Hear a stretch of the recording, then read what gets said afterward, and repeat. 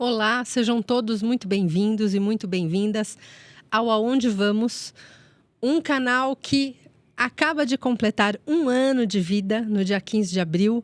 Inclusive, nós estamos gravando no dia do aniversário. Essa entrevista vai ao ar no dia 21, no feriado, por isso que a gente gravou com um pouquinho de antecedência. E hoje nós vamos falar sobre um tema muito especial. Trouxemos mais uma vez o Lincoln Paiva para o canal. Lincoln, obrigada por ter vindo de novo aqui aos estúdios. Obrigado, Regina. Obrigado pelo convite. Lincoln é um caçador de documentos, um grande investigador, né? E que e por conta dessa investigação, você vem nos trazendo histórias riquíssimas. Tem uma formação de arquiteto e urbanista, né? Tem seu mestrado e doutorado na área, mas eu acho que você tem realmente aquele faro de investigador, né? Isso. E daí surgiu o livro Cosmovisão Paulista, que a gente fez a outra entrevista no ano passado. Quem quiser, procura. A gente vai pôr até o link na descrição, para quem quiser depois voltar na entrevista sobre a Cosmovisão, que também tem a ver com esse novo livro do Lincoln, que é A História Segundo Elas, Protagonismo e Permanência, as trajetórias femininas que estruturaram São Paulo. O livro está muito interessante e, claro, o fio são as mulheres, a riqueza da história de cada uma delas e também em função do que ele encontrou de documento para contar essa história, né? Sim. Em nem todos os casos, em nem todas as épocas, tem muita documentação. E o não encontrar também diz muito, né, Lincoln? Isso. É isso que ele vai explicar para a gente hoje. Conta como é que nasceu a história de fazer esse recorte pelas mulheres. Pois é, então, eu sempre começo contando, né, que assim, eu não tinha intenção, né, eu não estava pesquisando sobre mulheres, né. Meu foco é sempre história, né, história da formação da cidade, né. Não necessariamente um personagem, né, eu não faço essa busca, a não ser quando é para o meu canal, né, que eu conto história de alguém, de um personagem e tal. Mas quando eu estou escrevendo um livro, né, eu estou no Cosmovisão, por exemplo, eu estou estudando sobre a formação da cidade, eu estou buscando atas municipais, né, as atas municipais desde 1562, cartas jesuíticas, esse tipo de documentação, documentos, né? Que a maioria desses documentos, alguns estão digitalizados e muitos não estão, né? Muitos livros que eu consulto, são livros que já não existem mais, não tem nenhuma edição, difícil de encontrar fora dos arquivos históricos.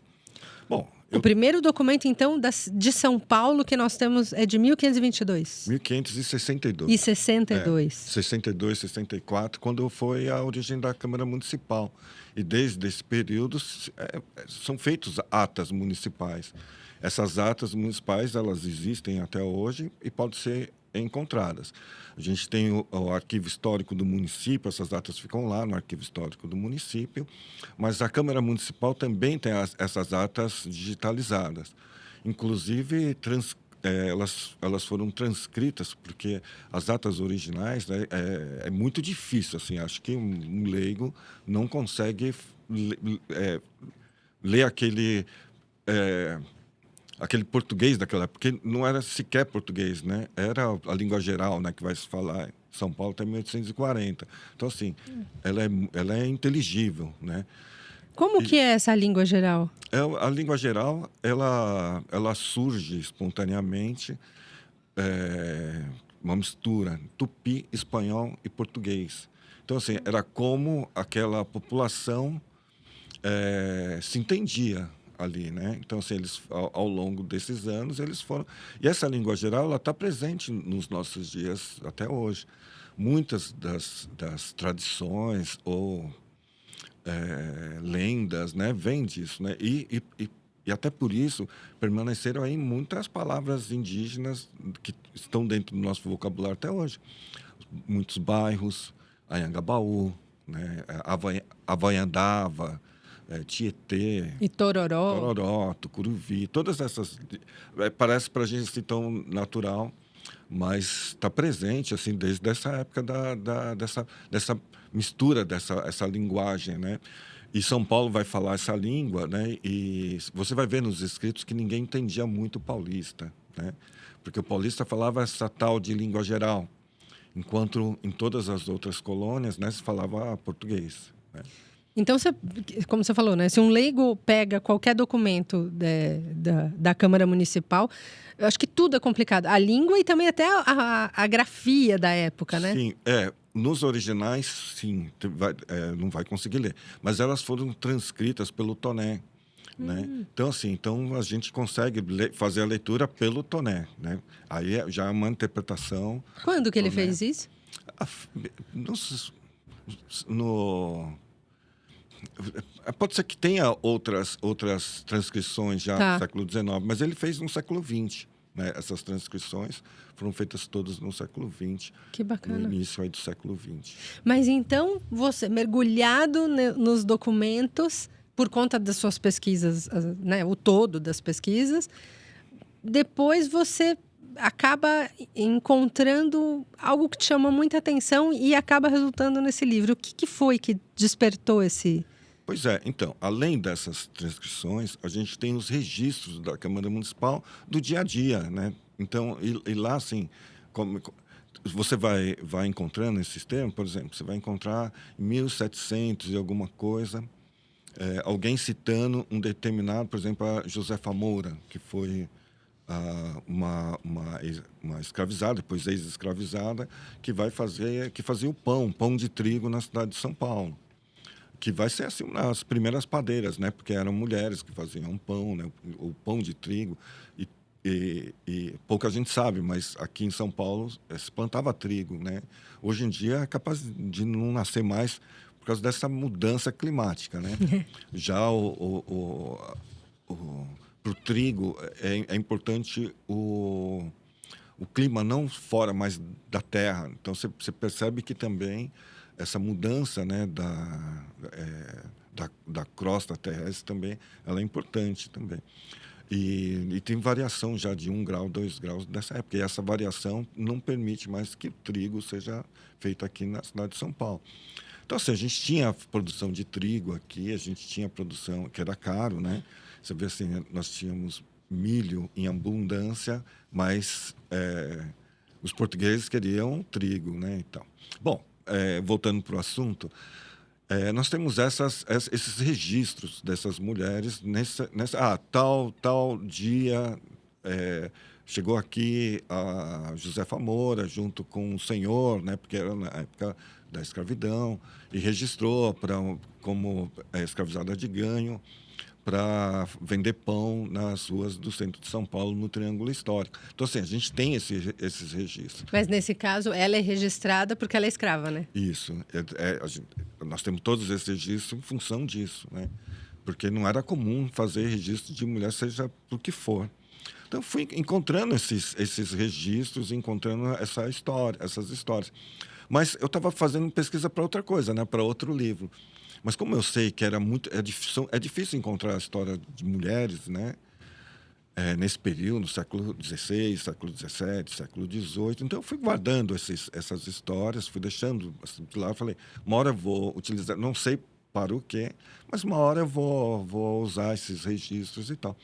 Até que eu fui acumulando muitas dessas histórias, mas até então também não sabia o que poderia ser feito. Foi quando eu comecei a contar essas histórias no meu canal. E depois eu resolvi, falei assim, acho que eu vou escrever um livro só contando as histórias, assim, episódicas, assim, dessas mulheres e tal. É legal a gente chamar a atenção, né? Você tem um canal no Instagram que é o aria.central.sp. Isso. E que você fez realmente... Tem vídeos muito, muito legais sobre essas personagens, né? Sim. Eu comecei a contar essas histórias dessas mulheres, até porque eu acho importante, né? Acho que as pessoas se identificam também com essas histórias, né? Mas eu acho que eram muito episódicos, assim, eu não tinha noção da época dessas mulheres, porque você vai pegando ali 1800 e pouco, 1600, uma daqui de 1700, e mulheres do século XIX, do século XX. mas não sabia quanto tinha de cada um, porque eu não estava fazendo pesquisa sobre mulheres e tal. Foi daí que eu começo a colocar isso em ordem cronológica, né, para entender por séculos, né, quantas mulheres, quantas histórias eu tinha por século. E aí que você percebe que tem uma diferença entre o 16, o 17 e o 18, né? Exato. Assim, tem uma palavra-chave aí no título, né, que eu falo sobre permanência e estrutura, que são elementos chaves, né, da escola dos análises, que trabalha exatamente isso, né? Trabalha a permanência, o que é permanente dentro da história e o que é estrutural. Mas você consegue enxergar isso, né, na longa duração, né, na escola dos análises francesa, né, que mostra como a história é contada não por eventos episódicos, né? O dia do descobrimento do Brasil, ou a Guerra X, a Guerra Y, como isso influencia a história, né? Esses fatos históricos. Mas ela conta o cotidiano, a história de estrutura, né? O que estruturou esses séculos. E você tem que olhar no longo prazo para perceber esse tipo olhar, de... tem que olhar. Então, eu sou, assim, um grande entusiasta dessa teoria, né? Que eu utilizei tanto no meu mestrado, no meu doutorado, né? Sempre estou tentando olhar essas movimentações, mas num prazo longo, né? No longo tempo. O que permanece, né? O que é importante? Será que aquele evento específico ele permaneceu? Ou ele foi um episódio importante para uma virada de chave, mas ao longo de um século muda completamente isso. Então, eu acho que os análises mostram isso, o que é importante, o que permanece, o que é estrutural. E o que eu percebi que, assim, o que permanece, o que é estrutural são as histórias das mulheres, embora não pouco registrado, pouco reconhecido, né? Assim, a gente não tem monumento a essas mulheres incríveis do cotidiano, nós não temos nomes de ruas e tal, né? Nós não temos nada sobre isso, né?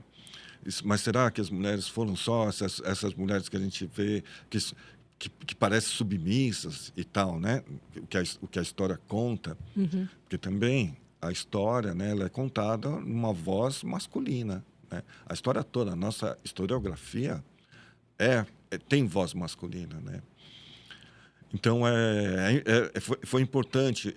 Dentro do Cosmovisão Paulista também, eu pensei muito assim como contar essa história.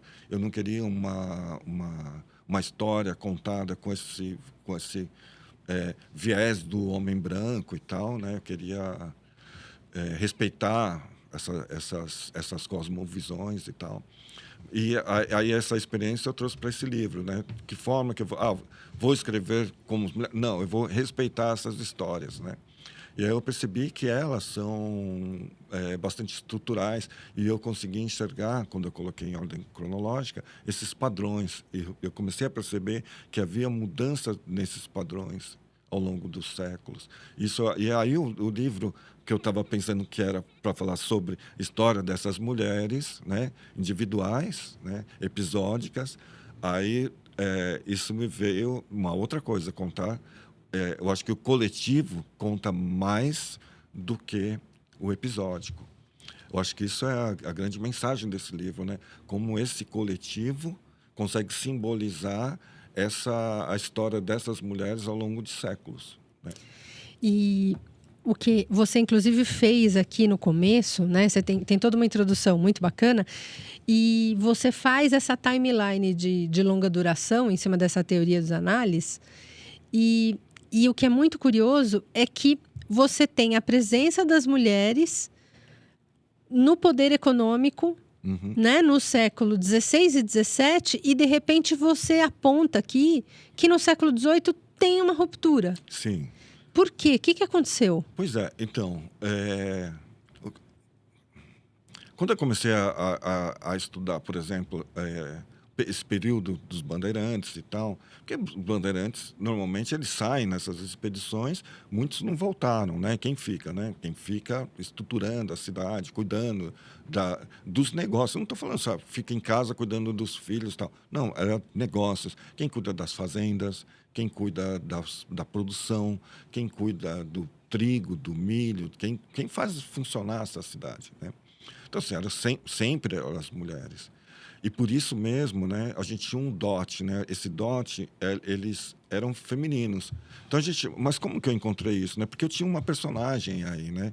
Que era uma personagem que é a bisavó do Fernão Dias, né? Se não me engano, Lucrécia, né? Lucrécia Leme. Porque ela era uma mulher muito poderosa e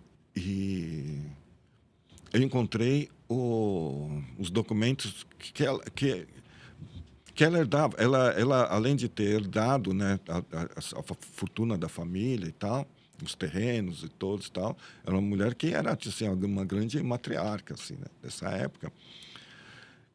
Então eu queria entender como é que era isso, né? Como assim, né? Nesse período. Então eu fui pesquisar esse período, né? Então será que tem alguém? Aí você sai dessa pesquisa histórica e tenta encontrar, ver se alguém já, né, dentro dos periódicos, dentro das teses de doutorado, se alguém já fez uma pesquisa sobre essas mulheres. E assim, era bem específico, né? Porque eu estava pesquisando mulheres paulistas, porque todo o meu trabalho é focado em São Paulo, né? Na formação de São Paulo. Então, eu precisava entender como que eram essas mulheres no século XVI, mulheres paulistas, como é que funcionava isso. E eu encontrei uma tese de uma mulher, e essa tese, ela fez uma tese na Stanford, se eu não me engano, sobre exatamente dotes femininos no século XVI, que era a história que eu estava querendo pesquisar, né? Então, ela vai contar essa história dos dotes femininos no século XVI e XVII, que era exatamente que essa transmissão dessas fortunas eram feitas através das mulheres. Então, assim, todo o poder econômico estava nas mãos das mulheres. E o poder institucional, o poder político, sempre estiveram nas mãos dos homens, né?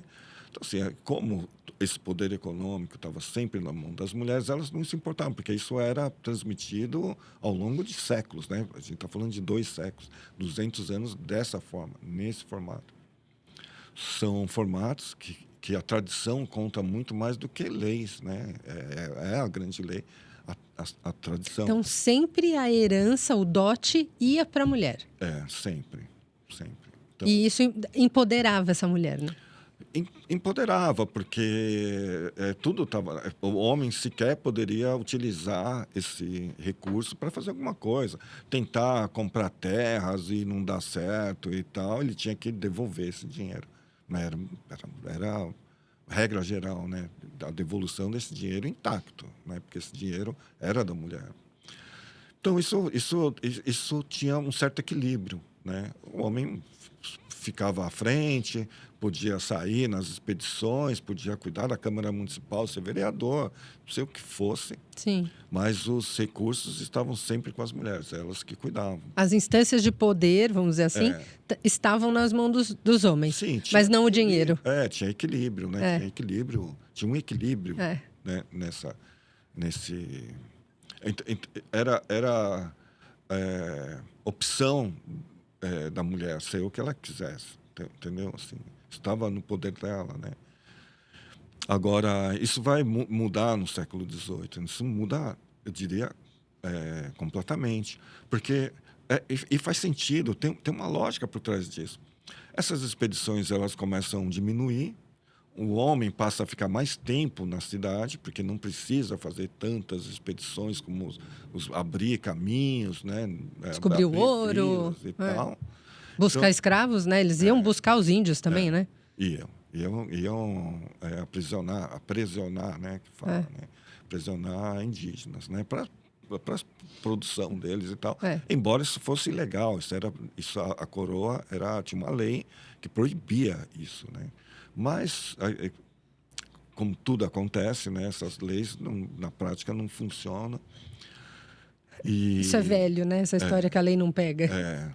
E naquela época, aqui em São Paulo, assim, essa mão de obra indígena, ela era muito mais vantajosa do que a mão de obra escravizada africana, que custava caro, né?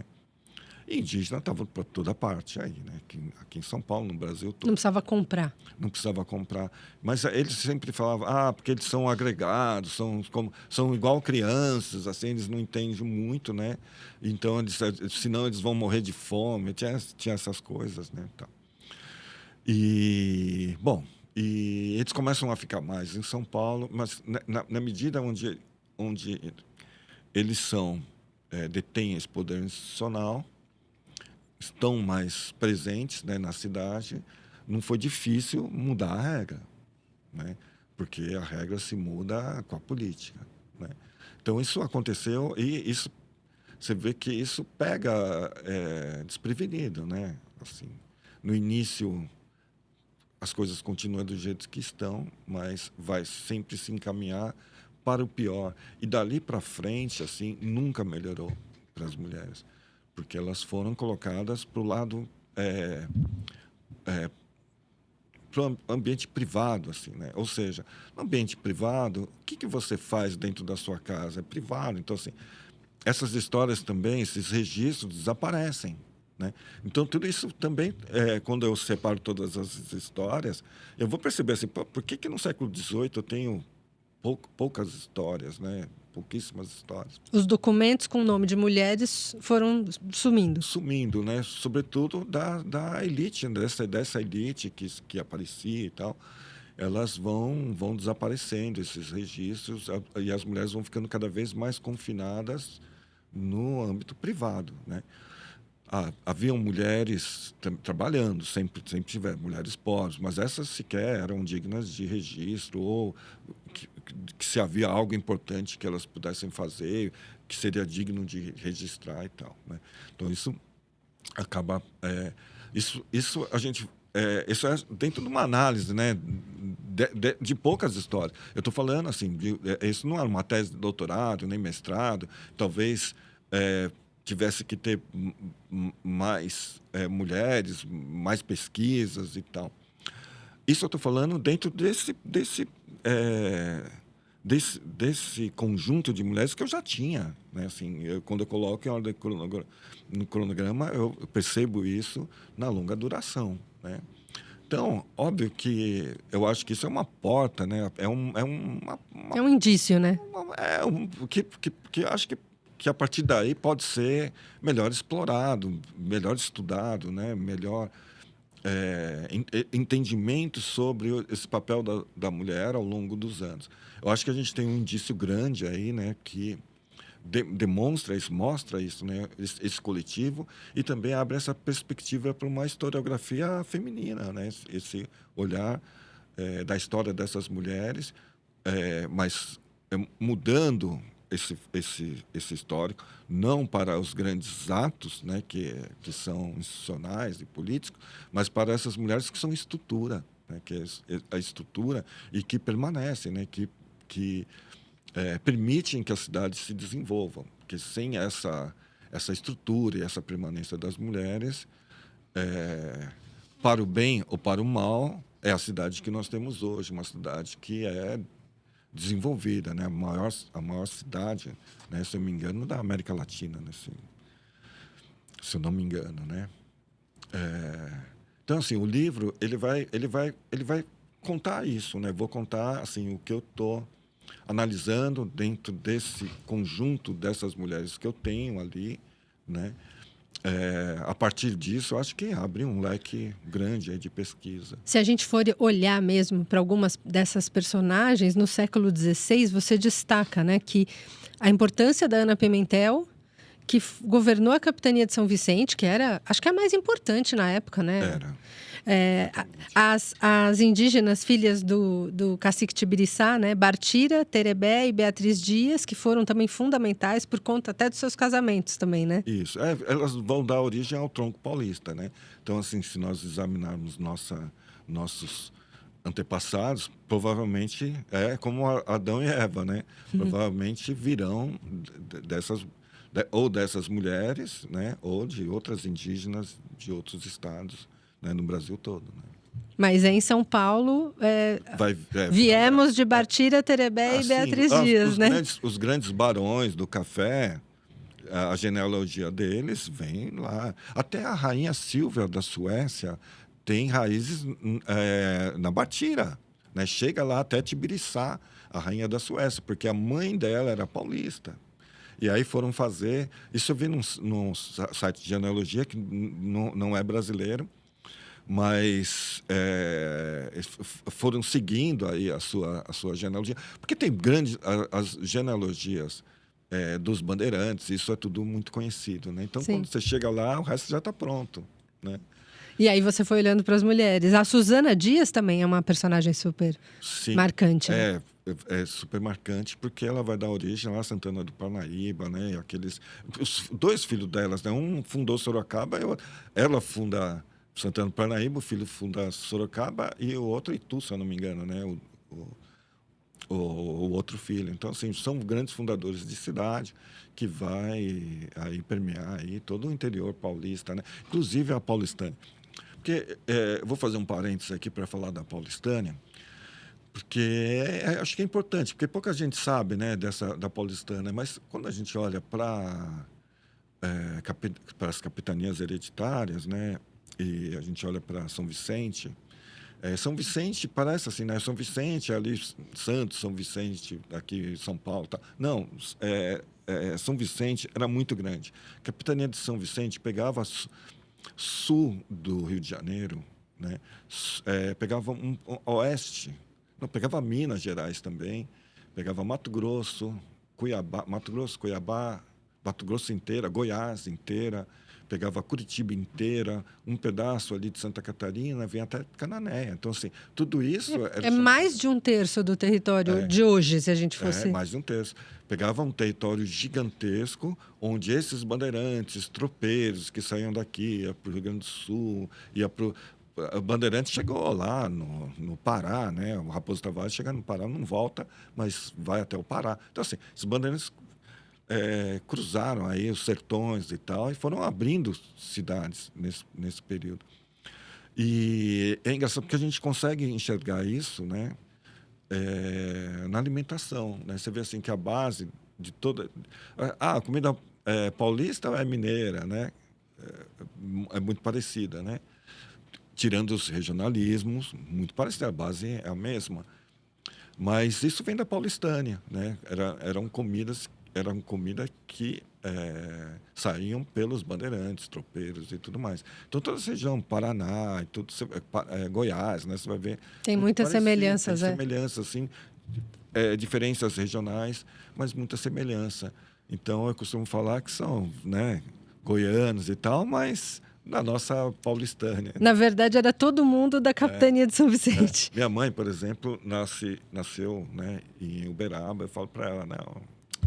Eu nasci em São Paulo, meus irmãos também, mas a gente fala, não, é da Paulistânia. E essa área gigantesca, então, era governada por Ana Pimentel? Sim. Tem pouco documento sobre Ana Pimentel? Não, tem bastante. Tem bastante? Inclusive, tem muitas teses, doutorado, mestrados que falam da Ana Pimentel, inclusive em Portugal. Porque ela era uma mulher nobre, né? Ela vivia na corte, né? E... Ana Pimentel Henriques Maldonado. Isso. E ela, quando ela... Aí tem controvérsias, né? Se ela esteve aqui no Brasil ou se ela governou de lá. Não tem comprovação, assim, que diga que ela estava aqui? Não. Ela é de Salamanca, né? Salamanca. Nasceu em 1505. Alguns dizem que sim, que ela esteve aqui, governou. Inclusive, vi uma tese de doutorado portuguesa. Outros dizem que ela nunca pisou aqui em São Paulo. Mas, de fato, ela governou, porque o Martim Afonso de Souza, né, que era o marido dela, ele é chamado... Ele ficou 3 anos aqui, depois nunca mais volta, né, na capitania hereditária que ele ganha, né? E ele nunca mais volta, ela tem uma procuração. Essa procuração também, de fato, Toné diz que nunca viu essa procuração, né? Mas ela dizem que existe, né? Mas ela era oficialmente como uma governadora. É que os historiadores não gostam de falar, porque esse termo governadora não existia na época. Mas quando a gente fala de homens, por exemplo, né, ninguém se assusta em falar o governador, o Martim Afonso de Souza e tal. Mas por que as pessoas ficam, né, incomodadas quando se fala que uma mulher era governadora? Né? Então, eu acho que tem essa coisa ainda enraizada, né, na nossa cultura, de que com mulheres não pode, com homens tudo bem. Deixa eu até mostrar, Arthur, para quem... Olha que bacana. Esse é o design gráfico né, a segunda parte do livro, que você entra nas personagens pelos séculos, né? Então, aqui, para vocês terem uma ideia, como é que o exemplo da Ana Pimentel, que a gente está comentando, né? E assim vai, né? Assim o livro vai passando, tá vendo? Pelas personagens. E aí, você até me contou que existiam alguns registros dessas mulheres, outros não. E aí, em cima de informações, você também foi criando, né, algumas imagens, né? Essas imagens não existe nenhuma dessas imagens aí. Então, isso é só uma representação gráfica aí do que poderia ser. Sim. Baseado em fenótipos, né? Mas eu queria dar uma cara para essas mulheres, assim. Então, foi só essa tentativa, né, de um rosto para essas mulheres aí. E a ideia do livro, assim, eu não me aprofundei muito nessas mulheres, porque, como eu disse, eu encontrei alguns registros, então eu fiz um resumo para que eu pudesse colocar a maior quantidade de mulheres possíveis, mas eu acho que cabe também para as pessoas conhecerem e ir a fundo depois, porque cada história dessas mulheres dá um livro, né? Então, assim, eu daria um livro falar sobre Ana Pimentel. Inclusive, tem a rua Ana Pimentel, ela fica aqui na Água Branca. Sim, né? É do Ana. É a rua de entrada. É a rua de entrada. Uma das entradas do Parque da Água Branca é a rua Dona Ana Pimentel. Tem um cruzamento, Ana Pimentel... Germaine Bouchard. E a Germaine Bouchard, exatamente. Que também foi uma figura importante que doou parte do terreno do Parque da Água Branca, foi a dona Germaine Bouchard que doou na época para a prefeitura, e depois foi feita uma troca entre Estado e prefeitura pelo terreno do Parque do Ibirapuera. E aí, depois consolidou-se o parque inteiro, né? Ela doou uma parte. E aí, eles trocaram prefeitura e Estado, então aí Água Branca é do Estado e Ibirapuera é da prefeitura. Germaine Bouchard, ela era filha do Martin Bouchard, que era sócio do Notman, né? Assim, toda da Alameda Notman, né? Alameda Notman. E eles fizeram o loteamento de Higienópolis, né? Essa parte de Higienópolis, onde tem Itambé, Piauí, Itacolomi. Todas foram loteadas. E ali chamava Bouchard, né? Esse condomínio depois passou a ser Higienópolis, né? Porque passava ali para fazer uma higienização mesmo, né? Daí que vem Higienópolis, né?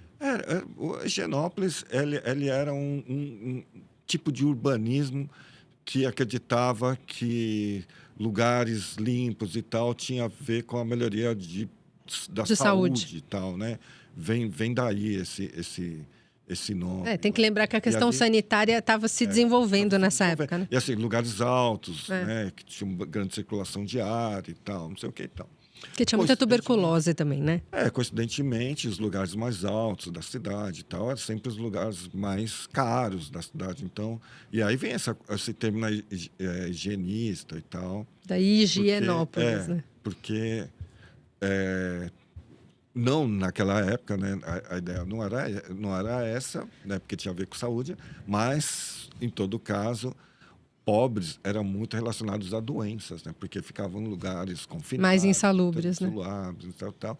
Então, essa coisa acabou virando a mesma coisa, né? Assim, né? A higienização, lugares higienistas, né? Que é só elite e tal, e os pobres um pouco mais longe, né? Agora, me chamou também muito a atenção, então, a gente vê, né? Nessa linha do tempo que você traçou, aí século XVI, século XVII...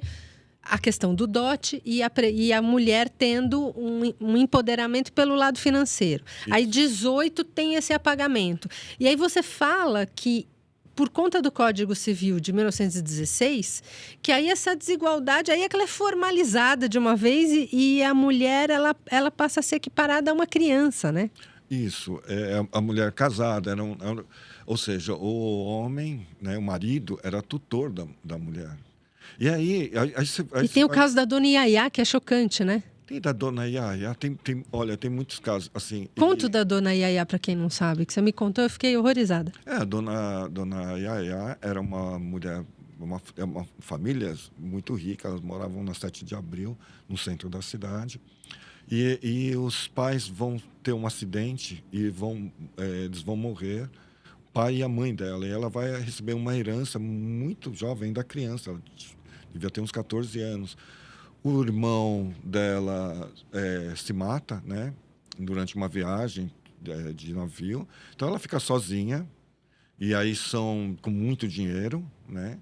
Era uma menina com muito dinheiro. Então, assim, a vida dela, assim, era uma menina muito inteligente, muito sorridente, uma menina que gostava de viajar para a Europa com as suas amigas, lia muito, era muito antenada com tudo de cultura que estava acontecendo e extremamente independente porque ela era uma mulher muito rica, né? Então isso fazia dela uma das mulheres mais importantes da cidade. E ela vai ter também um outro personagem que vai ser no nome de rua aqui próximo, que é Albuquerque Lins, né? Albuquerque Lins era governador e era o tutor dela.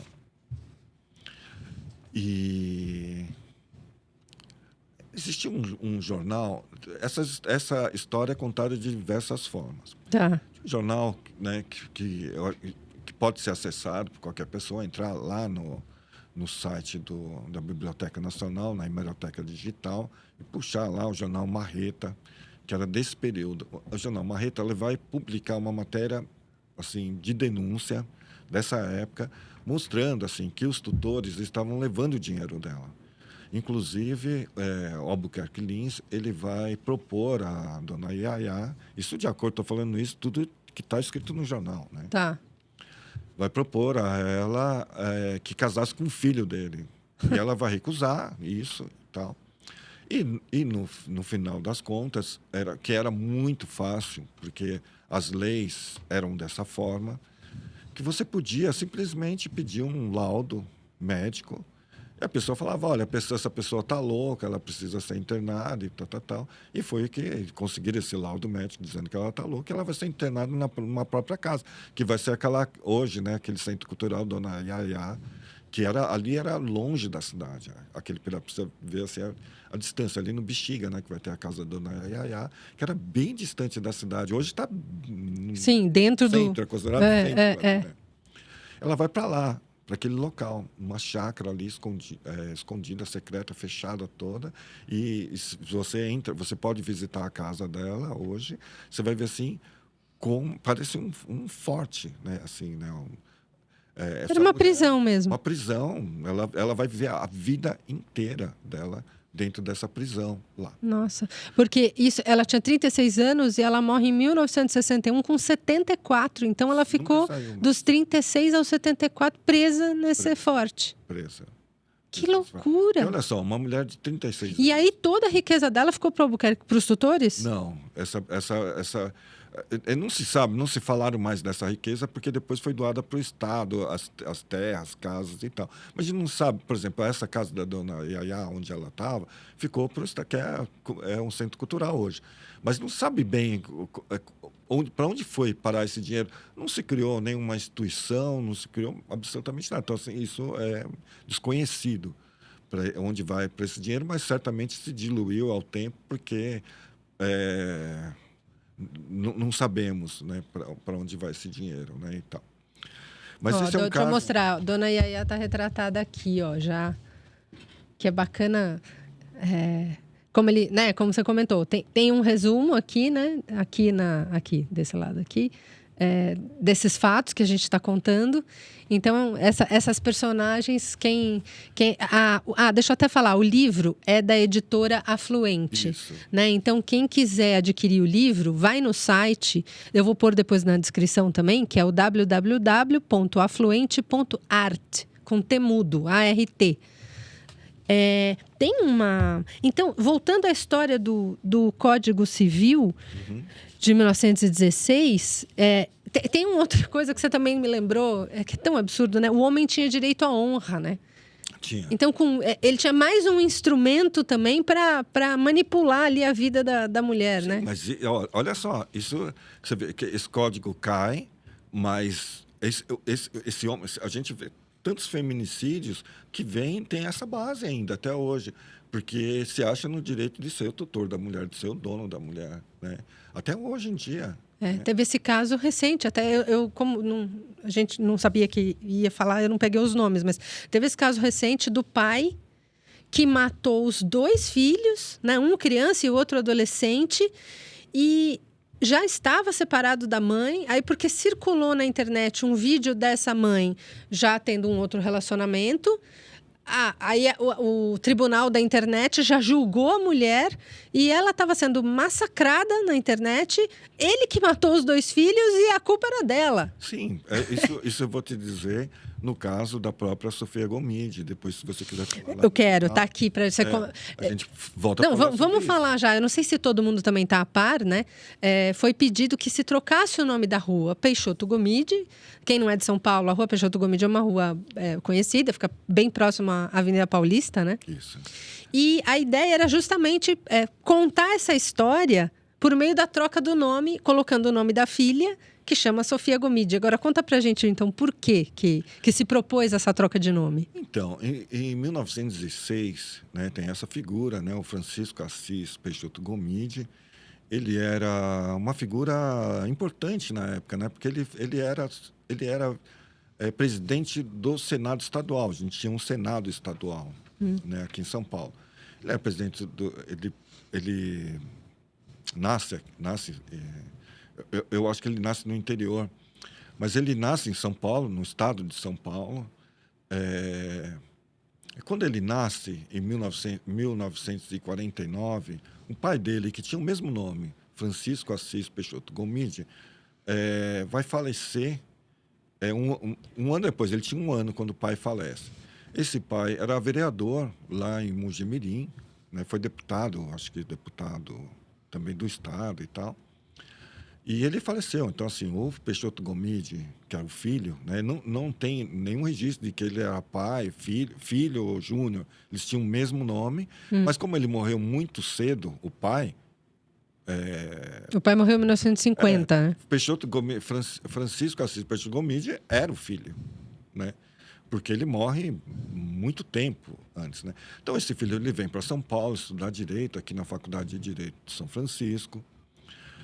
Em todas, você pode também, na biblioteca, eu acho assim, que é importante isso, as pessoas saberem que muitos dados a gente pode encontrar nos jornais de época, então digitalizados, isso na Biblioteca Nacional. Você digita lá, hemeroteca digital, entra lá, você vai ter vários jornais e você pode colocar uma palavra-chave e procurar, né? Então, você digita lá, Francisco Assis Peixoto Gomide. Vão vir desde o pai, né, da época que o pai morreu, de gripe espanhola, né? Eu falei febre amarela, mas é gripe espanhola. É gripe espanhola.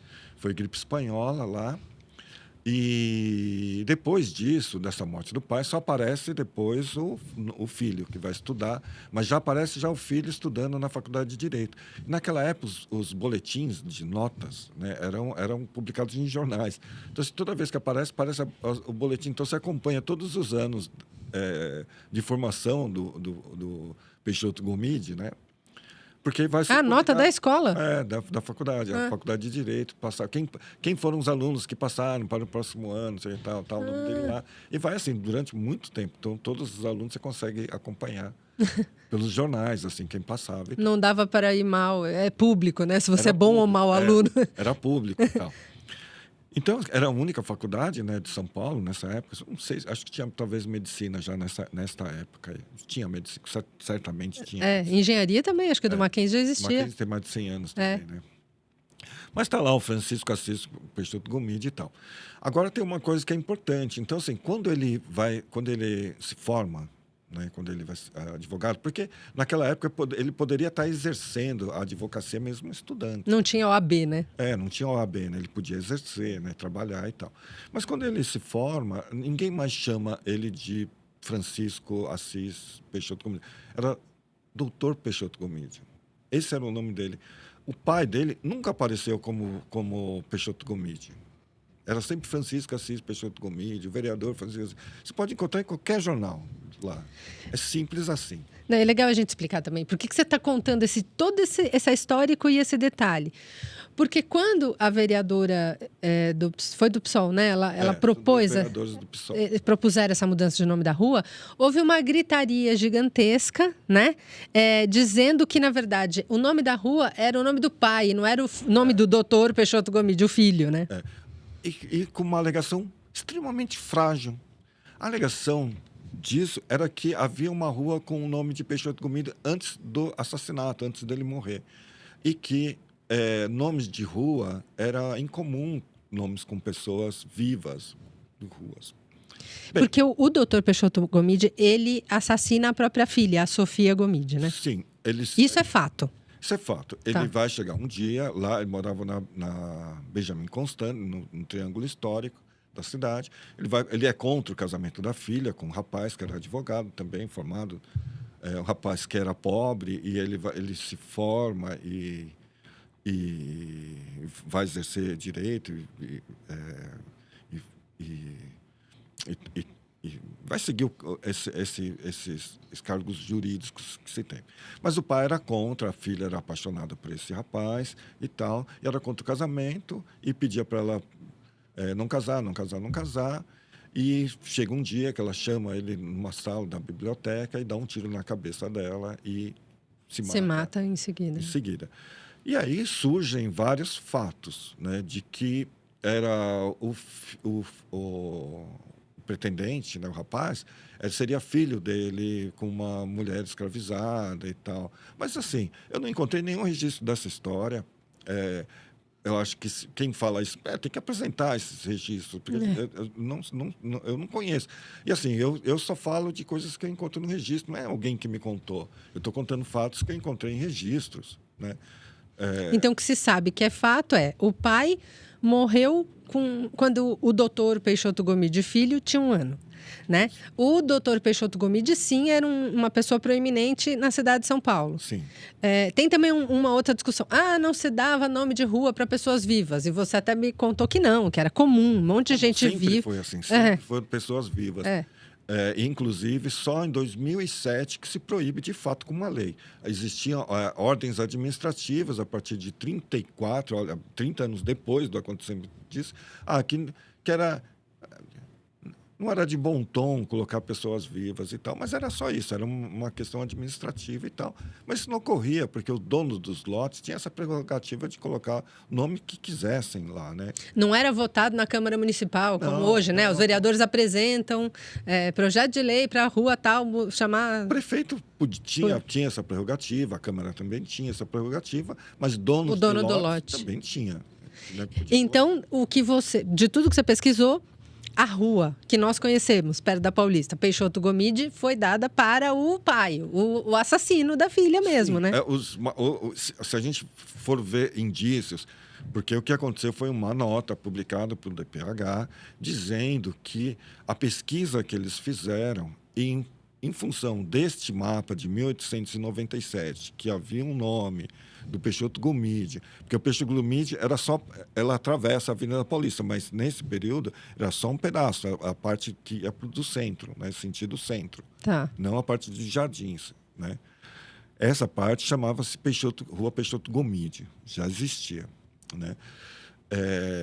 E que não poderia ser pessoas que era incomum pessoas vivas. Mas neste mesmo mapa, eu trabalho com ruas, né? Eu trabalho com nome de ruas. Uma das suas pesquisas é sobre isso, né? Nome de ruas e tal, né? Então, assim, dentro daquele mapa, então eu peguei aquele mapa e falei, olha só, para mostrar assim como é frágil isso. Naquele mapa tem Rua Dona Veridiana, aqui. Nossa, lá. Dona Veridiana, se você pegar os mapas anteriores, eu não estou falando só do 1897 que está lá. A Dona Veridiana está lá na rua. Mas desde 1881, os mapas já figuram com Rua Dona Veridiana. Porque o loteamento era dela, o sítio era dela e a rua chamava Veridiana. Porque a Dona Veridiana morava lá, então virou Rua de Veridiana e tal. Isso está nos mapas desde 1800. Inclusive, a Dona Veridiana só vai falecer em 1912. Então, assim, esse de 1897 também está lá, a Dona Veridiana. Mas tem outras pessoas que estão lá. A Rua Bento Freitas, que foi feita pela mãe do Bento Freitas, que é a Tereza, Maria Tereza. Maria Tereza Freitas. Ela vai dar o nome do filho que tinha se formado na Faculdade de Direito lá e apresentei o filho com o nome de uma rua. Presente de formatura, vou te dar uma rua. Inclusive, paralelo a Bento Freitas, tem a Rego Freitas. Aí, sim, foi pai ou filho? Porque os dois, era Antônio Rego Freitas, pai, e Antônio Rego Freitas, filho. Importa? Não, é a família, né? Então, bom, e tem outra também, outra ainda, que era o Epitácio Pessoa. Epitácio Pessoa, olha só, 1920, ele veio para São Paulo, Epitácio Pessoa. Aí recebe, você vê nessas fotos. Ele morava no Rio, né? Morava no Rio. Ele era presidente do brasil nessa época. E aí fizeram lá um Arco do Triunfo, né? Ali, se eu não me engano, no Viaduto do Chá ali e tal, para ele passar e tal, não sei o que. Teve várias. Uma dessas comemorações é que colocam o nome da rua Epitácio Pessoa, aqui também na Vila Buarque, com o nome dele. Só que o Epitácio Pessoa, ele vai falecer só em 1942. Ou seja, então assim... Há muitos casos de nome de rua que foram dados com a pessoa viva. Depois disso, com pessoas vivas. Então, assim, isso é extremamente fácil. Se eles não tiverem um documento dizendo, olha, está aqui a documentação, não sei o que e tal, isso aí é frágil. Isso... Ou seja, o objetivo que era chamar atenção para o problema do feminicídio, e nesse caso, então, a morte, o pai que mata a filha é mais trágico ainda, né? Tá muito bem, tá correto, né? Se eles queriam, né? Porque você gera um fato ali, né? Poxa, vai mudar uma rua tradicional, Peixoto Gomide, você muda o nome da rua para Sofia Gomide. E isso, por si só, já viram contar essa história, explicar, mostrar o problema do feminicídio. Então... Não, mas tem mais coisas ainda, que eu acho que é assim, mais grave. Assim, né, quando a gente começa a seguir essa linha, porque eu segui essa linha não antes e depois. Então, olha só, no Correio Paulistano... Tem, jornal, assim, né? Jornal Correio Paulistano. Tem, assim, uma reportagem sobre um dia depois, né, da morte e tal, né? Aí, o Correio Paulistano fala assim, e o repórter, né, o jornalista lá, vai ser assim, bastante minucioso, assim, com o que estava acontecendo. No dia X, não me lembro a data, né? Que era outro dia, ele falou assim, no outro dia há centenas de pessoas aqui na frente da casa, que ficava na Benjamin Constant. Benjamin Constant é aquela rua que sai da Praça da Sé e vai até o Largo São Francisco, né? Aqui, né, com milhares de guarda-chuva, estava um dia típico paulistano, que era um dia de garoto. Da época, né? Agora não tem mais quase. Contando, eram 9 horas da manhã e tal. E aí contando como é que estava o ambiente. A cavalaria já tinha... tinha chegado ali na Faculdade de Direito, ficou aguardando o cortejo passar, a cavalaria da cidade de São Paulo, para eventos de chefe de Estado. Isso, sim. Né? Então, assim, mas era para o cortejo do pai ou da filha? Ou dos dois? Do pai. Da filha ninguém sabia. Nem se fala da filha no jornal. Ah, não? Não. Era cortejo do pai. Né? O pai e a filha são sepultados no mesmo dia. Vão juntos. Mas as pompas, as notícias e o cortejo era para o pai? Do pai, do Peixoto Gomide. Aí chegavam coroas de flores do governador, do presidente, do não sei o que e tal. Nada se fala de Sofia, nada. Não conta nem se a história não é contada nos jornais. Então, assim, fala-se um falecimento, né, de um grande homem lá. E você vai fazer... Até quando vão se contar essa história? que não conta a história verdadeira, né? Não fala nada, e então começa a chegar homenagens, missas, não sei o que tal, homenagem na Câmara de Vereadores, homenagem no Senado, homenagem do presidente, papapá. Então, assim, tudo era Peixoto Gomide e absolutamente não se fala nada da mulher. E de fato, como é o que acontecia? Se colocava a culpa na mulher. Por que ela quer casar com alguém e não respeita o pai? Sabe assim, justificando. Então, assim, o que vai acontecer? Na cidade, né? No interior, vão se colocar, se eu não me engano, onde o Peixoto Gomide, me parece, foi juiz, é uma coisa assim, né? Vai ter um busto, um monumento e o nome de uma escola com o nome do Peixoto Gomide. Para você ver, não era assim, será que era o pai, se era o filho? Não, grandes homenagens. Essas homenagens... Ao assassino. Ao assassino. Essas homenagens já corriam antes, né? Assim, não tem absolutamente nenhum indício de que fosse o pai. O pai era desconhecido totalmente na cidade de São Paulo. Nem o Peixoto Gomide, nem a filha do Peixoto Gomide conheciam. A filha não conhecia o avô, nem o Peixoto Gomide conhecia o seu pai. E você achou registro de aonde que tem dizendo que ele matou a filha? Não, no jornal... Não, é mencionado. Acho, sim. Tá. É bem conhecido isso. Tá. Essa é uma Mas, assim, as letras miúdas de pé de página, assim. Sim, não é um destaque. Não é a manchete, o assassino da filha. Isso é o menor. Né? Isso é o menor. Então, assim, o que espanta, né? Independente disso, né? Vamos supor que não acontecesse nada disso, né? Que não teria dúvidas sobre isso e tal.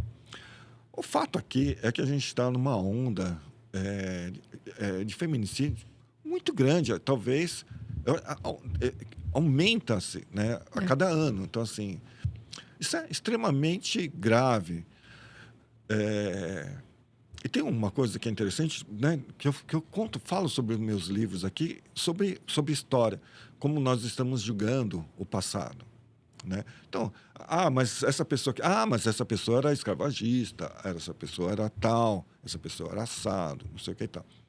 A gente não pensa que nós seremos julgados daqui a 50 anos. Né? Que tipo de sociedade cruel nós somos, que a gente não consegue enxergar que feminicídio é uma coisa abominável, né? Esse abuso contra a mulher é uma coisa extremamente abominável. Então, assim, nós seremos marcados por essa sociedade de abuso da mulher há 400 anos. Né? Nos anos de 1920 do século... de 2020 do século XXI, a sociedade normalizou o assassinato de mulheres. Era comum. Então, o homem podia sair da sua catraca, socar uma mulher dentro de um coisa, porque era comum. E ainda, a vítima era o cara, porque a mulher, com certeza, deve ter feito alguma coisa. Né? Não se sabe o que ela fez, mas, com certeza, a culpa é da mulher. Né? Então, assim, esse é o estado de normalização que nós vivemos. A gente consegue apontar para o outro, mas não consegue apontar para nós mesmos, né? Isso eu estou dizendo uma coisa só, né? Que é gritante, mas muitas outras coisas aí que a gente precisa rever agora, no nosso tempo, olhar para o nosso tempo, os nossos erros e formalizar, né? E entender o que está se passando hoje. Não, e quando você traz esse olhar histórico sobre a importância das mulheres, século XVI e XVII, um apagamento no XVIII que nunca mais recuperou, né? Você tira o poder financeiro das mulheres por conta do dote. Claro que isso hoje seria diferente, né?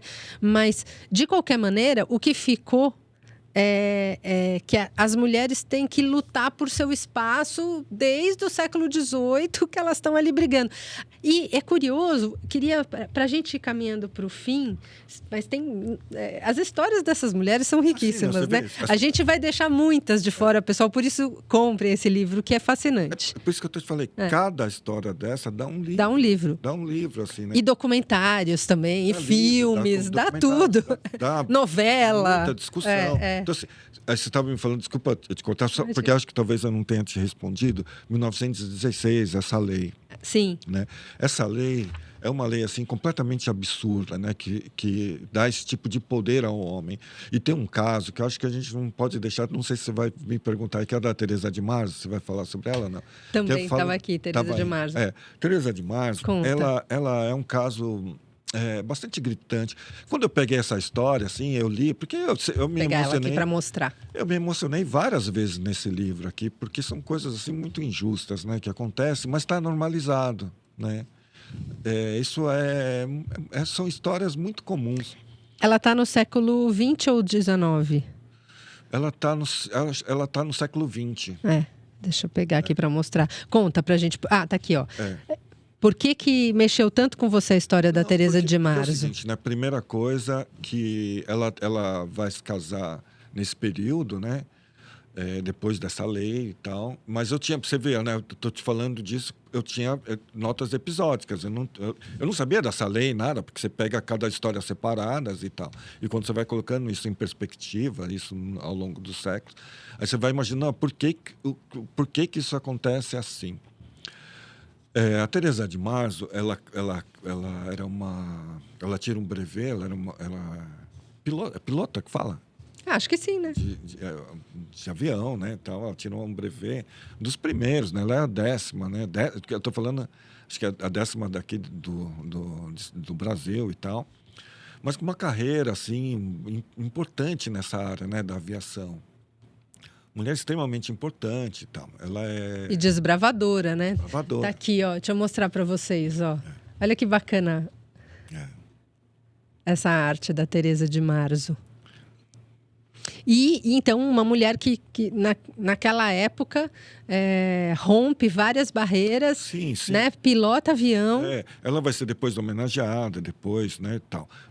Muito tempo depois, mas ela pilota avião e tudo mais. E ela casa com o marido dela, era mecânico de avião. Os dois se casam. Assim, logo depois do casamento, o marido vira para ela e fala assim, olha...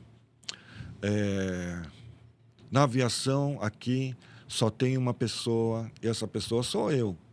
Ou seja, e não tinha o que se fazer. Ela não podia separar, ela não podia... não tinha divórcio no Brasil, né? Ela não tinha... A família não podia fazer nada, isso era uma lei.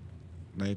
Ela tinha que agora... Obedecer o marido. Obedecer o marido, ir para casa, não podia estudar, ela não podia sequer votar, porque era proibido para as mulheres votarem nessa época. Não podia fazer nada, ou seja, se contentar com a vida familiar, fazendo crochê e cuidando dos filhos. Cuidando dos filhos, né? Então, esse era o papel que era destinado às mulheres. E eu estou falando de 1916, século XX, né? Século que eu nasci. Ela tirou brevet em 8 de abril de 1922. Pois é, nos anos 20. Então, olha só, e a partir daí ela fala assim, se eu não me engano, ela tem uma frase que é cortaram minhas asas e tal, né? Que literalmente, né, você vê assim, né, que o homem sempre corta as asas da mulher, mas dela foi, que eu acho que é o mais triste, né, porque é literal isso, né, porque ela estaria voando, né, e ela não pôde mais... Nunca mais pilotar um avião. Pilotar um avião. Por conta do marido. Que loucura isso, né? Cortou as asas dela já de início, assim, de tudo e tal. Então você vê assim, isso é muito... É violento, né? É extremamente violento, assim. E aí você vê que ainda hoje nada mudou. Ou muito pouco, né? Muito pouco. Você vê assim, o que as pessoas estão lutando por hoje, né?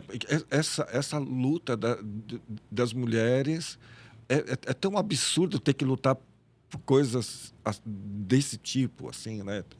Não, hoje tem muitas mulheres que querem se separar, aí porque não tem independência financeira, que você vê a importância, né, da questão financeira que você já via lá no DOT no século XVI e XVII, como é que ela vai, se ela se separar, ela vai se sustentar como? Sim, né? sim. E aí, às vezes mesmo assim, ela enfrenta, cria coragem e se separa.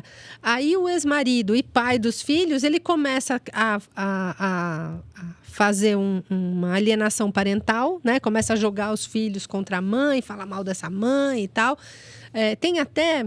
Eu tenho visto, assim, Eu acho bem interessante isso. Tem eu não vou me lembrar o nome agora, mas tem um perfil de um advogado de família que ele faz com IA, né? Então ele conta uma historinha que é justamente essa. O pai pede revisão de pensão e fala assim, não, com o que ela está gastando esses R$ 2.000, né? Aí o juiz fala, tá bom, então vamos fazer o seguinte, então agora a guarda é sua, ela vai te dar os R$ 2.000, mas com isso você tem que pagar a escola, você tem que pagar a natação, você tem que levar não sei aonde, buscar para comida, roupa, lazer. Aí mostra aquela imagem, né? O pai fala, não, mas não dá. Ele falou, ué, mas você não está falando que ela está usando dinheiro para ir no cabeleireiro? Então agora você se vira com esse dinheiro. Sem dizer que o trabalho que é ter um filho, né? Que é um filho, cuidar do filho. O tempo, a atenção, a energia que precisa. Sem dizer isso, né? Sem colocar isso. Não, essa história realmente da Teresa de Marzo, que cortaram as asas dela, é muito emblemática. Então você vai ver. Então, assim, quando você coloca dessa forma, aí você começa a perceber essas injustiças, como eram cometidas e como elas eram normalizadas, e muitas dessas injustiças são normalizadas até hoje. Até mesmo com leis, informalmente as pessoas pensam dessa forma, né? Isso é criado, isso é ensinado, né? É cultural mesmo, né? Cultural. Você vê que muitas mulheres pensam assim, né? Exato. E isso é uma coisa muito importante. Eu sou mãe, filha de homem. Tenho um filho homem, né? Mãe de filho homem. Uhum. E é muito importante. A gente não pode... A gente tem que cuidar até os termos que a gente usa, tudo que a gente ensina para esse filho homem, para que ele não reproduza, né? Sim, essas questões. Esses dias eu fui numa roda de conversa, né? Com mulheres dessa segunda fase feministas, né? Elas... Depois dos anos 60, assim? Não, antes. Estou falando depois do início do século XX. Tá. Né? Mulheres que hoje estão na fase de 70 anos, 80 anos e tal. Contar sobre a história desse livro e tal, né? O quanto é interessante, porque elas falaram assim, olha, você vê, nós não olhamos para a nossa história, porque a gente está olhando como se fosse o tempo daqui para frente, né, o que nós faremos com o que está. Mas, não olhamos, eu falo assim, né, mas as mulheres, né, você vê assim, muitas vezes a gente olha para nomes de rua, como da Sofia Gomide, que a gente está falando agora, a gente não dá muita importância. A gente até vira uma anedota assim, de vereadores que só fazem isso. Né? Nome que a gente dá risada, como se fosse uma piada e como se isso não fosse importante. Isso é decidido quem vai ser lembrado e quem vai ser esquecido. Então, quando a gente olha para esses nomes de ruas e a gente vê que só 17% dos nomes de ruas são de mulheres, isso diz muito sobre a nossa sociedade, né? Mulheres que são esquecidas na história. Porque se você passa por uma rua Ana Pimentel, mesmo que você não sabe o nome de quem ela é, e a hora que você vê, fala, nossa, a mulher foi super importante aqui, né, para a história, para a nossa história, né, em São Paulo, né? A nossa primeira governadora de São Paulo. E eu estou falando assim para o bem e para o mal, né? A gente pode discutir sobre isso, né? Mas o fato é que ela está lá. E a gente tem tão poucos nomes. Porque Higienópolis, aqui, a Santa Cecília, por exemplo, é um bairro extremamente feminino, eu acho assim. É um dos bairros assim, que mais nomes de mulheres tem. Agora, Lincoln, eu queria falar antes, assim, duas histórias antes da gente terminar. A da família Prado, da Dona Veridiana, e a loira do banheiro. Aí a gente fecha com a loira do banheiro.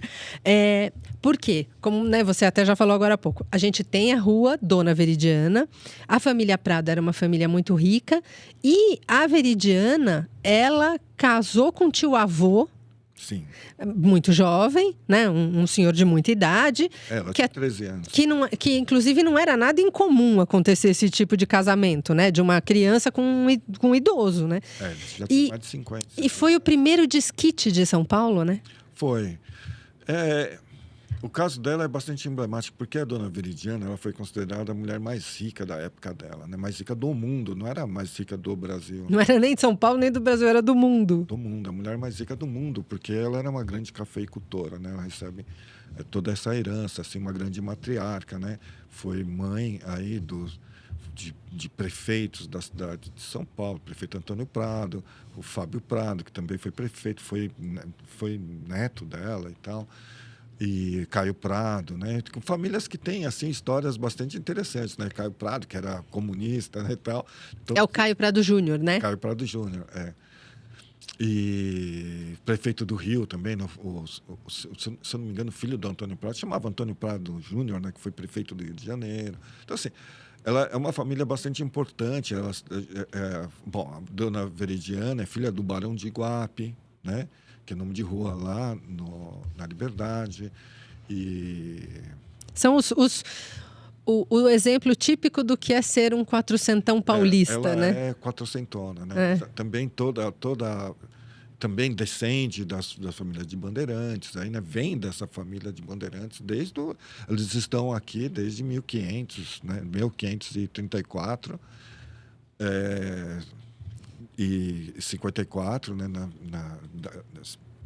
Desde a formação da cidade de São Paulo e desde São Vicente. Tudo, né? Estão muito tempo aqui. Então, famílias que enriqueceram, né, com o seu trabalho e tal. Foram barões do café. Ela era uma cafeicultora também muito importante. E também donos de você vê, né? Ela foi viajar na casa de uma filha em Paris. De repente, ela se encantou pelos palacetes lá e constrói seu próprio palacete, trazendo o arquiteto francês e importando todas as coisas, né, para cá, para Higienópolis. Para quem não conhece, hoje é o Yacht Club de Santos. Yacht Club de Santos era esse palacete que ela mandou fazer, que é uma coisa lindo, né? Quem vai visita ainda está em pé e está virou um lugar para é um buffet, né, para que se aluga para fazer festas, casamentos. Sim. E é o que eu acho que é uma solução boa, né? Porque você acaba mantendo o patrimônio ali, gera uma receita para poder manter em bom estado aquele patrimônio, porque é muito grande ali, né? É bem grande. Então, ali foi chácaras que a gente chama das três amigas ali, né? Maria Antônia, a Veridiana e a Angélica, né? A Maria Angélica Souza. Mas, Lincoln, só uma coisa para a gente não perder o fio. O que eu queria chamar a atenção aqui é que, por incrível que pareça, você me contou que o desquite dela, que não era nada convencional para a época, né? Uhum. Não foi um escândalo, justamente porque ela era a mulher mais rica do mundo. Foi um escândalo, tá. Mas ela simplesmente não ligava, porque todo mundo queria ir nos saraus da dona Veridiana e tal. Mas ela tratava, assim, essa elite que torcia o nariz, assim, né? Mais moralista? Moralista, assim, porque, na verdade, era a mulher mais rica dali. Então, ela não se importava com essa elite e tal. Aí tem uma coisa que é meio lenda, meio... Não sei se é verdade e tal, mas é o que tem registro. Registro não, né? Tá em livros aí que se falam sobre isso, mas eu realmente não sei se é verdade. De que, quando ela fazia essas festas lá no palacete dela, ela abria a porta da cocheira para essas mulheres entrarem, assim, e colocava a porta da frente para os empregados entrarem. Isso eu não sei se é verdade, mas era bem, assim, típico da personalidade dela. Da personalidade dela fazer esse tipo de coisa, né, assim, porque ela não ligava a mínima, assim, para ele. Para essas convenções da elite reacionária paulista, que também, né, a gente ainda tem muito esses traços, né, principalmente no interior de São Paulo, o paulista é muito reacionário. A dona Veridiana, ela não está no meu livro. Eu optei por não colocar, assim, porque ela tem tanta história. Eu falei, acho que é capaz de eu escrever um livro sobre ela, mas... Se tem alguém que não está apagado na história, é a dona Veridiana. Dona Veridiana. E eu coloquei a Angélica, né? A Angélica tem também muita história, né, ali para... Porque a Angélica, ela descende de uma outra família super importante da cidade, que é do brigadeiro Luiz Antônio. Do senador Queiroz, brigadeiro Luiz Antônio, tudo a mesma família, né? A família... Essa é uma família muito grande, né? Inclusive o Instituto Ana Rosa, né? Que está também aí, né? A dona Ana Rosa faz parte aí desse livro, conta a história da Ana Rosa. A importância do Instituto Ana Rosa, que tem mais de 150 anos, né? Que o Instituto Ana Rosa, quem toca o Instituto é da família Queiroz, da família da Maria Angélica, né? Do brigadeiro Luiz Antônio, e do senador Queiroz, né? Que era o pai pai da Maria Angélica, porque o brigadeiro Luiz Antônio era...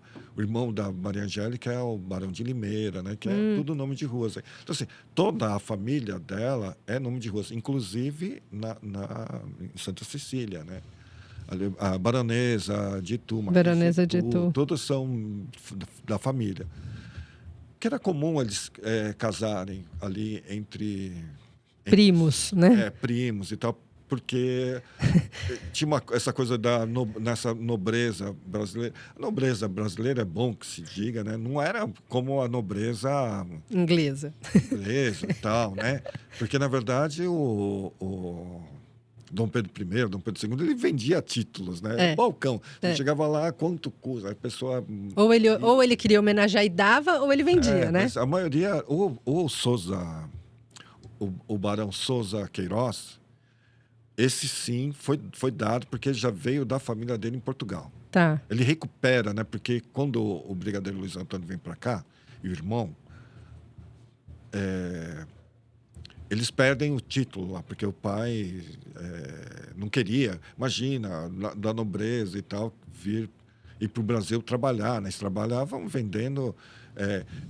o brigadeiro também é um título, é bom que as pessoas entendam isso. Ele não era militar. Não tinha lutado em guerra, nada disso. Nobiliário, é igual do barão. Qual que está aí mais em conta? O brigadeiro. Então me dá um brigadeiro. Dá um brigadeiro para mim aqui e tal. O brigadeiro, ele ficou rico fazendo transportes, esse que a gente fala aí dos tropeiros, né, com mulas, transporte de mulas e tal, né? Isso veio a riqueza. E da família Prado, o mesmo, né? São famílias que enriqueceram fazendo transportes, né? Transportando mulas mesmo, todas essas famílias. Depois que vão para o café, né? Fazendo grandes fazendas de cafés e tal. Mas no início transportando, né? Transportando transporte de mulas. Também uma história muito bacana. Quem sabe um dia vou escrever sobre essa família aí, que é uma família bastante interessante. Mas enfim, são tantas histórias. Mas conta, para a gente encerrar, que essa história eu sempre achei que era uma lenda, né? Que era uma brincadeira. E você me contou que a loira do banheiro, ela existiu. Existiu. Então, ela está no... Quem é a loira do banheiro, Lincoln? A loira do banheiro, a Maria Augusta, né? Maria Augusta Saraiva e tal, ela também se casa muito jovem com o Coronel Dutra, né? Que era o presidente de governo aqui, né? Da província de São Paulo. Ela é do interior de Guaratinguetá, que é a história que se conta lá, né? Ela vem para São Paulo, vem morar aqui na rua Roberto Simonsen, perto da casa da Marquesa de Santos. Muito jovem, com 15 anos. Quando chega a 18 anos e tal, ela se separa desse marido e vai embora, né? Então, e aí tem algumas questões. Dizem que o Coronel Dutra, ele... Deixa eu mostrar a Maria Augusta, a loira do banheiro aqui, ó. Essa imagem é uma representação, né? Porque ela nem... Existe foto dela e nem era desse jeito. Eu quis só fazer uma brincadeira tal, com banheiro ao fundo. Como loira, porque ela não era muito loira, assim. Tá. Tal. Ela não era... Talvez a única coisa do mito que não é verdade é que ela era loira, mas que existiu. Como a foto também, são fotos... muito antigas, né? Que tal, a gente não consegue ver. Era castanho, vamos dizer assim, né? Então, mas essa história, então, ela vem para cá, mora ali. Essa casa, esse casarão existe até hoje. Ele está quase praticamente intacto. Tem um restaurante lá. Fica onde? Fica na Roberto Simonsen, que é a rua da Marquesa, da Solar da Marquesa. Tá. Ali, no pátio do colégio. É fácil ir, é legal ir, né, no Cama e Mesa, porque é todo de madeira. Ele manteve, assim, ele restaurou o imóvel. É um que fica do lado da escadaria ali? É uma escadaria que sobe assim. Eu já fui lá. Você sobe ali e tal. E essa história, ela, quando ela casa, ela mora ali. Tá. Naquele período, depois ela fica ali 3, 4 anos e tal, e depois vai embora. Ela vai para a França. Mas essa história, assim, dizem que ela já era muito rica, né? Que era de famílias de barões também e tal. Vai para lá e ela também recebe dinheiro, diz que ele também dá uma herança para ela em vida e tal. Mas ela vai falecer muito jovem, né? Mas ela se separa, né, dele com Se separa. 18 anos e vai para Paris. Isso, mas ela vai falecer em Paris com 19 anos. Não se tem assim muito notícia sobre por que ela vai falecer lá, né? Como que ela falece. Mas ela é mumificada lá e ela volta de navio para cá, e vai para casa, para Guaratinguetá, para casa dos pais. Né? A mãe era Amélia Augusta Casal. Isso. Vai para lá e ela, enquanto está se fazendo um mausoléu lá no cemitério, né, da família, fica mumificada no quarto dela. Ai, Só que a mãe, com esse passar do tempo, a mãe não queria mais enterrar a filha? enterrar a filha. Ela ficava lá com a filha, querendo falar com a filha e tal. Até que eles demovem ela dessa ideia, né, maluca de ter a filha lá e tal, e enterram a Maria Augusta. Essa casa, depois a família vai empobrecer e tal, e esse casarão deles vai ser demolido. Vão se construir uma escola no lugar. E nessa escola, no lugar onde era o quarto, é onde fica o banheiro lá. E todo mundo sabia, né, que a Maria Augusta, não sei o que e tal. E aí começam a ter essa história de que as meninas, né, estavam vendo uma loira lá no banheiro e tal, e começa a lenda, desse fato da Maria Augusta. Eu falei o nome dela errado, né? Maria Augusta de Oliveira Borges. Maria Augusta de Oliveira Borges, porque tem a Maria Augusta Saraiva também no livro, que é outra mulher também, fantástica.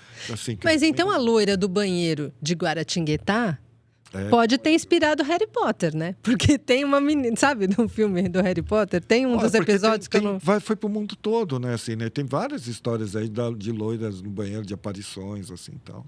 Mas a original é a Maria Augusta que ficou embalsamada e a mãe não queria que enterrasse. Isso, essa é a história. Aí eu coloquei essa como uma anedota, assim, porque eu já tinha falado sobre ela e tal.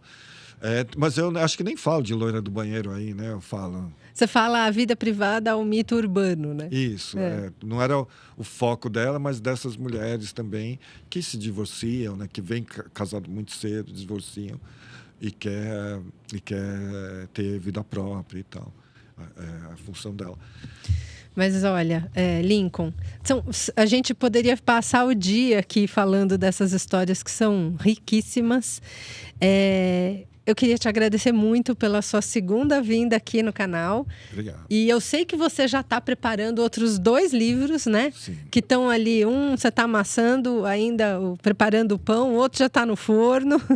Esse que está mais... Eu posso falar aqui um pouco sobre ele, que é a vida do José Arocho de Toledo Rendon, que é uma figura extremamente importante. Ele vai ser o primeiro diretor da Faculdade de Direito de São Francisco, mas ele é assim, dono de muitos terrenos, e uma dessas chácaras dele, que era a Chácara do Chá, que vai dar origem ao Viaduto do Chá, e também ao bairro, né, Vila Buarque. Né? A Vila Buarque inteira era conhecida como bairro do Chá, porque era a chácara de chá do... Mas não é só isso, é um personagem incrível da história que pouca gente conhece. Sim. Esse é o outro livro, como não poderia deixar de ser, vai ser um livro sobre ruas, né? Sobre ruas da cidade. Que nasce lá no seu mestrado, né? Nasce no mestrado, né? Eu já tenho ele pronto, já tinha ele pronto, mas eu ainda estou com um pouco de dúvidas, porque eu tenho uma ideia de fazer também, contar livros só sobre ruas de nome de mulheres. Mas ainda estou um pouco indeciso, porque não são tantas ruas aqui no centro da cidade, né? Essas ruas estão mais espalhadas por aí e tal. E aí eu estou fazendo ainda um apanhado para ver qual vai ser o recorte aí, né? Com rua só com nome de mulheres e tal. Mas olha, Lincoln, mais uma vez, muito obrigada. Pessoal, esse livro é fascinante e eu acho que é fundamental a gente ficar trazendo a história para a gente entender por que estamos aqui hoje, né? Você vê que muito do apagamento das mulheres, a luta das mulheres, o problema do feminicídio, se você vai buscar na história, você encontra os porquês, né? Eu acho, para a gente terminar, eu acho que ele tem uma quantidade de pequenas histórias de mulheres aqui, Mas é um livro que, assim, que funciona muito no coletivo, né? Que fala muito no coletivo, né? É importante ler as primeiras páginas aí, Sim. né? Para entender. É um livro muito gostoso de ler, né? Assim, né? Mas ele tem um lado teórico, assim, importante. Sim, sim. Então, quem quiser adquirir o livro A História Segundo Elas, do Lincoln Paiva, vai encontrar no site da editora Afluente, eu vou colocar na descrição, www.afluente.art, com T mudo. E o Lincoln também tem o canal dele no Instagram, onde ele está sempre trazendo histórias muito interessantes, que é o area.central.sp, no Instagram do Lincoln. E se você gostou dessa entrevista, não se esqueça, curta, comente, deixe sua sugestão. Acho que o Lincoln pode voltar para contar muitas histórias de São Paulo. E também não se esqueça de seguir o nosso canal, porque a gente precisa contar aí para o algoritmo se a gente está, né? Se vocês estão gostando mesmo ou não. Muito obrigada. Estamos aqui comemorando hoje, como eu falei no início, dia 15, o aniversário de 1 ano do canal. Você vai ver essa entrevista dia 21, mas estamos em festa. Obrigada e até a próxima.